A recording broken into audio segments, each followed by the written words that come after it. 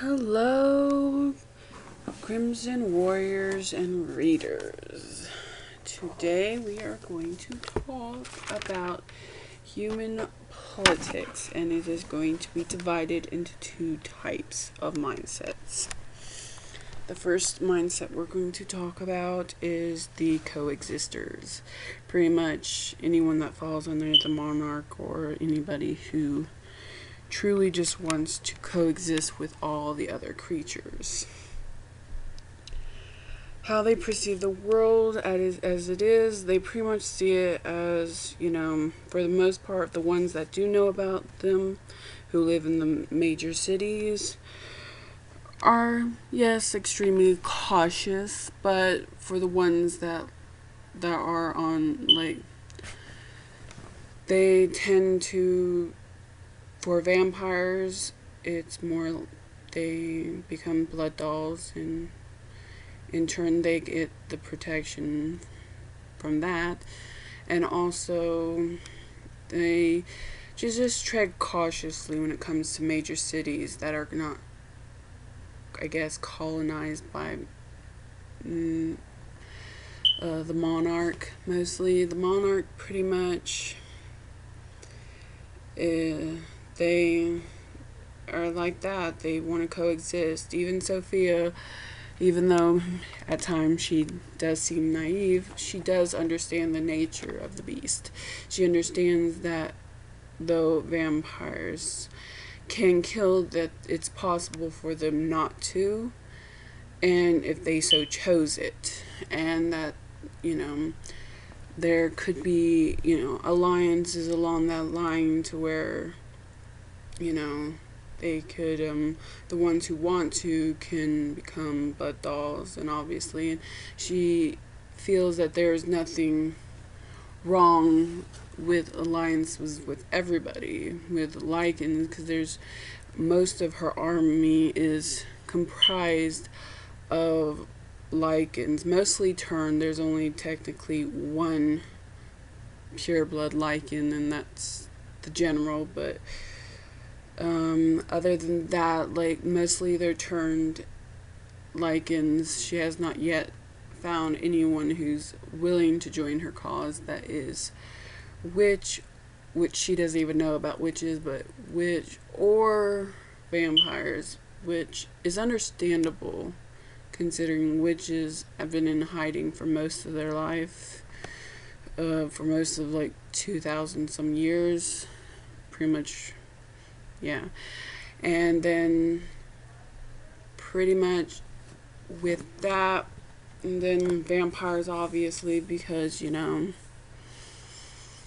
most generally, at least the vampires that I'm familiar with, mostly kill.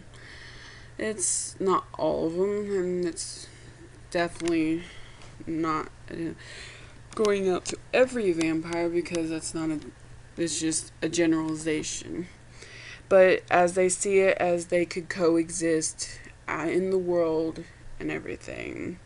How they live in it, like I said before, they live mostly in cities, but the smaller towns and the smaller villages and stuff that sometimes can go unnoticed, meaning, and then humans have not even have any contact with the world, and or even if they have, it's only through technology and everything like that. They have not actually seen any of these creatures at all.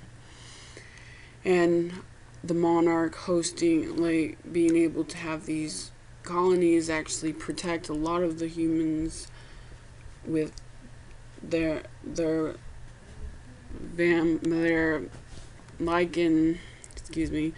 their Lycan part army and stuff like that.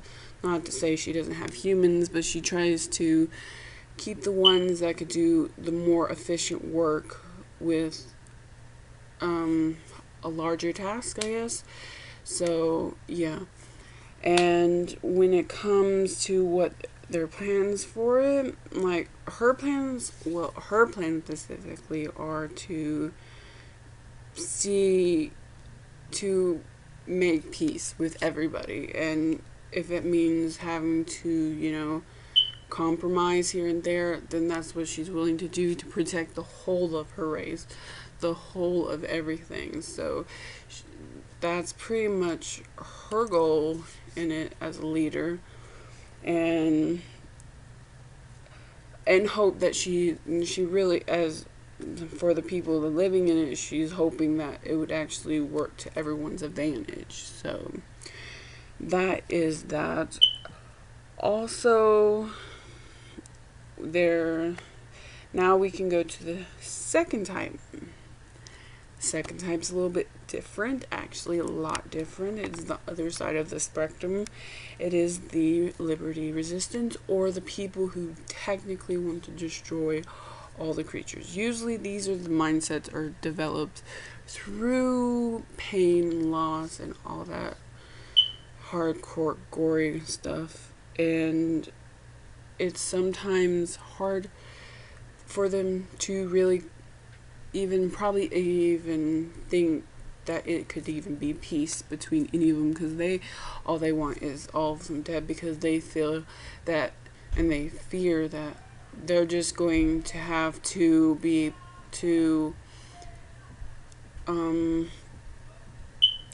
like the only way that the human race could be safe is if all of them are dead. And everything, how they live in it, specifically the resistance, they move around from place to place. They never stay in one place very long, actually. Probably not at all very long. Like even if they're like, if let's say their freaking place was compromised, that minute, like, they're gone before you would even know that they were even there. Okay, so they're always moving, and they don't really live. They're just moving to make sure that they keep staying alive, so they can protect all the humans who naively think that that they can live in this world with these creatures. And their plans are, in fact, like, is quite obvious, is to,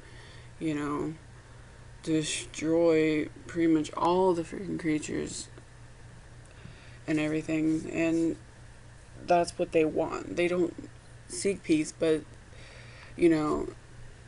being that, they're human, they have to kind of blend in until, like, everyone is kind of like, and the people living in it, and they're going to protect the people living in it as much as possible, and and they're gonna fight no matter what till like pretty much their last freaking breath. They'd rather like die in battle than to die by a raid brought upon like lichens or whatever kind of creature. The extermination is extremely important to the liberty resistance, because they feel that it is the only way that they can survive in this world that has been created.